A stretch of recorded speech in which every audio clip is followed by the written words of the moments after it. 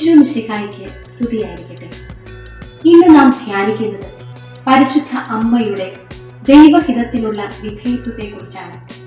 രക്ഷാകര കർമ്മത്തിൽ സഹകാരിയാകാൻ, ദൈവപുത്രന് മാതാവാകാൻ, അങ്ങനെ സ്വർഗത്തിന്റെ ഹിതം നിറവേറ്റാൻ പരിശുദ്ധ അമ്മയ്ക്ക് കഴിഞ്ഞത് ഈ ദൈവിക പദ്ധതിയോടുള്ള സമ്പൂർണ്ണ വിധേയത്വം കൊണ്ടാണ്.